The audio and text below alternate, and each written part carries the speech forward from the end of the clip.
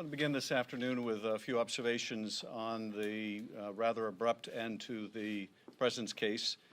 It's clear, I think, today that they are still reeling from the revelation of John Bolton's book and what he has to say, the very relevant and probative quality of the testimony that he should give the Senate. As I'm sure you've seen, the President's own former Chief of Staff, General Kelly, has stated that he believes John Bolton, and more importantly, and that is extraordinary in and of itself, that the President's own former Chief of Staff believes John Bolton, and by implication does not believe the President of the United States that he worked closely with for such a long time. But more importantly, he also recognizes the importance of calling John Bolton as a witness, of swearing him in, of letting the senators hear from themselves that very relevant testimony. The President's lawyers today and in their prior presentations really cannot defend the President on the facts. Instead, they used their time on the floor today to go through a list of grievances, which I'm sure the President was delighted to hear, but nonetheless not particularly relevant to the charges against the President here today.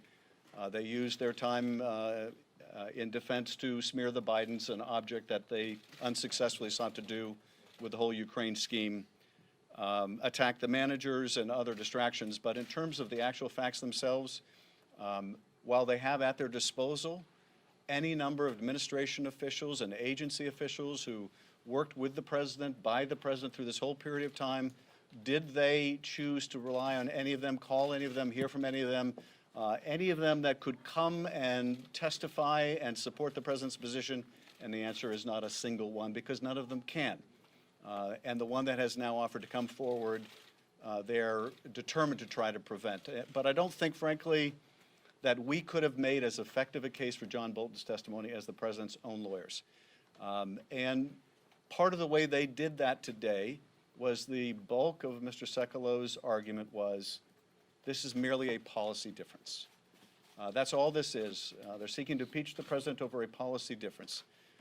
As if, as Sekulow would have us believe, Donald Trump released the military aid because he was so grateful that the Ukrainian parliament passed an anti-corruption court bill.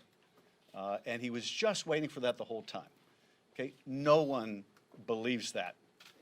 No one believes that. I'm confident there isn't anyone in that chamber or anyone in the country who will buy that explanation. They make very few bones about it. One of the GOP senators remarking, I think publicly today, that we pretty much know the facts here. And we do. We know that the President withheld hundreds of millions of dollars in military aid from an ally at war in order to coerce that ally to helping him cheat in the next election. It is indefensible. And so what do they have to fall back on? They fall back on the argument that, okay, he did it. We all know he did it.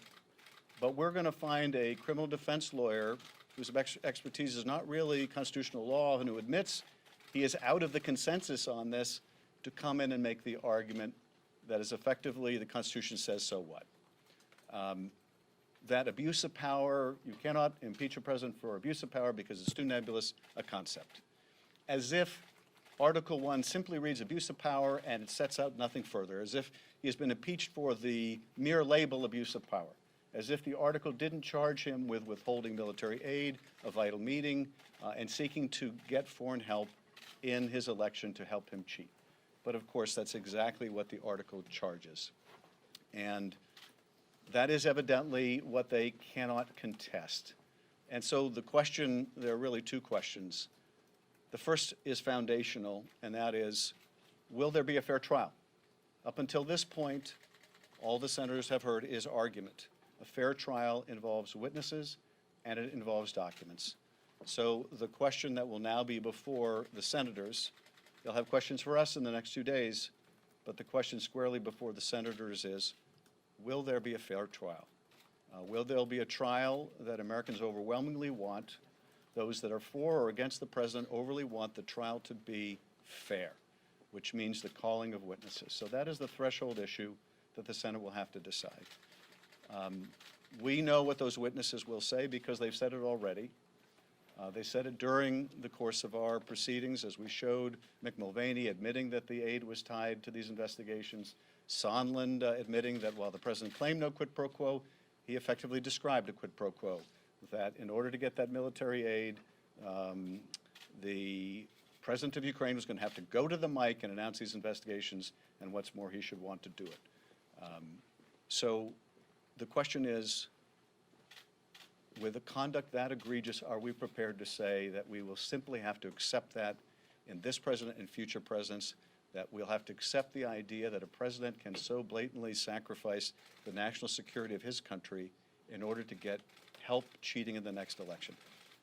I think the founders would be astonished that anyone could even try to make that argument. Now, let me make one other point with respect to Mr. Bolton, because you've heard this refrain also. The House should have taken the year or 2 years that it would have taken to force John Bolton to testify. They should have forced him to testify. But I want you to hear what Donald Trump's lawyers at the Justice Department are saying, not in the Senate, but before the Court of Appeals on this subject. And this is in the Committee on Judiciary versus Don McGahn. Summary of argument. The committee lacks Article III standing to sue to enforce a congressional subpoena demanding testimony from an individual on matters related to his duties as an executive branch official. So here they are. The president's lawyers are this duplicitous, I kid you not. They come into the Senate, which they refer to as a court, and they say the House should have sued in court to enforce subpoenas on witnesses like John Bolton, and they go to court and they say the House may not sue in court to compel a witness to testify. That is the legal duplicity of the president's team. And it's in black and white. So that's basically it. Are we going to get a fair trial or are we not? Is the Senate going to hear from someone that every American now knows is a key and important witness on the most egregious of the president's conduct, or are we not? I don't see how the oath of impartiality can be interpreted any other way than demanding a fair trial that includes witnesses and documents. We'll take some questions. Yes. Are you confident enough that the Senate will call witnesses, that you're beginning preparations for that? If so, how? And Republicans have raised your name in some of these conversations. Are you yourself prepared to possibly be dragged into this? Well, first, are we preparing? You know, we have prepared for John Bolton. We have a lot more work to do to prepare now that we know more of what he is likely to say. But we will be prepared when the time comes. And at the end, you know, I think at the most crucial is not the skill of his examination or cross-examination, but rather letting the senators evaluate his credibility, letting him tell his story, and not tell it in a book. Are we really going to require the country to wait until his book comes out to find out information that senators could have used to make the right decision on conviction or acquittal? In terms of these sort of red herrings, well, if we're going to call, if the House managers want to call relevant witnesses, we want to call irrelevant ones, because we want to make them pay a price for getting witnesses who are at the heart of this scheme. That's not a game we're interested in playing. But you may have to. Well, I can tell you what my testimony is. He's guilty, and he should be impeached. And I think the idea is an absurd one, but then this is what you have to fall back on when you know just how damaging John Bolton's testimony is going to be. And I would say the same of Hunter Biden. If they want to a witness for witness, then let them call Mick Mulvaney. Mick Mulvaney has said that he disputes what John Bolton has to say. Let them call Mick Mulvaney.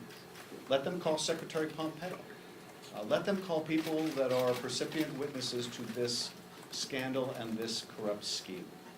If they want a witness for witness, but that's not really what they want. They want a distraction, and I don't think the senators want to allow their proceeding to be turned into a circus. Mr. Chairman. Mr. Chairman. Republicans are now arguing, Senator Paul among them, that John Bolton is not a credible witness. They're saying that his intentions might not be as clean as it is perceived to be. What would you say to that argument about Bolton's credibility? Are you concerned at all about how the American public will perceive him? Certainly some Republicans are trying to paint him as a person who has a vendetta and, a grievance against the president. Well, let me turn to yes, please. And the chairman has already so eloquently said that this trial and the Republicans' tactic is to create distractions, to distort, deceive, distract. I would be more concerned, based on the evidence that we have all heard, about the president's credibility. And if there are other Republican senators out there or anyone else who has questions about John Bolton's credibility, well, he said he would testify. He said he would come in and testify under oath. So let's subpoena him so we can hear what he says. And the American people can make up their own minds about his credibility. But based on the evidence and overwhelming testimony that we have before us, I would be much more concerned about the president's credibility. Let me add two things. Number one, it's fundamental in any trial that that you listen to the witnesses and you make the judgment as to whether the witness is credible and telling the truth. You don't not hear from the witness because maybe he's not going to tell the truth. If he's a relevant witness, you hear from him. That's what courts do every day in this land. Second of all, John Kelly, there's no reason to assume that Mr. Bolton isn't telling the truth. In fact, John Kelly, until recently the President's Chief of Staff, said this morning that he believes Bolton's account. I don't think you get a better statement of belief than from the President's Chief of Staff. And what you're seeing is anyone who'll testify against the President, they're going to say is lying. And if we've got to keep him away from testifying, but if we can't keep him away from testifying, he must be lying. This is just nonsense. Chairman. You talked about the criticism that you faced for not going after Bolton. You asked him to voluntarily appear. Why didn't you subpoena him to appear, just so you could say that you checked that box? And secondly, do you believe that the investigation that you ran was also impartial, since that's some of the criticism that you've thrown at the Senate? Yeah. Well, first of all, in terms of subpoenaing John Bolton, we could have subpoenaed John Bolton, but we subpoenaed his deputy first, and his deputy sued us. And it was very clear that John Bolton would tie us up in court for months or years. And his lawyer made that crystal clear, so there was little to be gained. We had made it clear at that point with respect to other witnesses that we had subpoenaed who were refusing to come in, that we were not going to play this game of rope-a-dope endlessly in the courts and allow the president essentially to obstruct the Congress with impunity, which is what he attempted to do by saying he was going to fight all subpoenas. So the fact that in the case we did bring against Don McGahn, they're arguing you don't have a standing to sue in court to enforce subpoenas shows just how disingenuous the president and his lawyers are. So that didn't make much sense. In terms of the impartiality, look, in the House of Representatives, we allowed the minority to suggest witnesses, and they did. We called witnesses in the open hearings that were proposed by the minority. In those super secret depositions they keep complaining about, there were as many members entitled to be there as the entire body of the U.S. Senate. They had every opportunity to ask all those questions in the depositions and the hearings, the same as the members of my party. And so they can complain and say it was partial or it was didn't have the same due process. They can make the argument, as they have repetitively, that we didn't get the same due process as in other impeachments, but the reality is they did. And I don't think those process grievances amount to very much. We'll take one last question. Mr. Chairman. Yes. Thank you, Mr. Chairman. If the Senate does not decide a majority of the Senate does not decide to subpoena and seek Mr. Bolton's testimony, is that something the House would do to get his account out for the American people to judge, as Ms. Deming said? You know, I'm not going to discuss what backup, fallback position there is. At the end of the day, nothing is sufficient if the Senate doesn't decide to have a fair trial. And you simply can't have a fair trial without witnesses. You know, the resolution that Senator McConnell pushed through the Senate says that the witnesses have to be deposed before they testify. Now, the fig leaf of a justification that was given for that is, well, they deposed witnesses before their testimony in Clinton. Now, of course, in the Clinton case, it was the salacious quality of that testimony that led them to want to have those witnesses deposed so that all those unseemly questions that were asked in deposition didn't have to be asked before the Senate. That's not the issue here.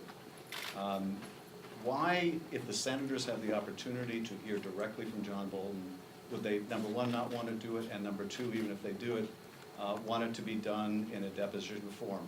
After all the complaints they've made about depositions, it's very ironic that they're making such a strong case for a deposition hearing.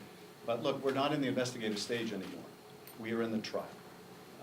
And the triers of fact and the judges of the law, and the senators are both, should evaluate John Bolton's credibility for themselves. They don't have to take our word for it. Look, he's not exactly on the same policy page as many Democrats. They don't have to take John Kelly's word for it. They don't have to take the president's word for it. They can make their own judgment. But they can't do that if they refuse to even hear what he has to say. Thank you.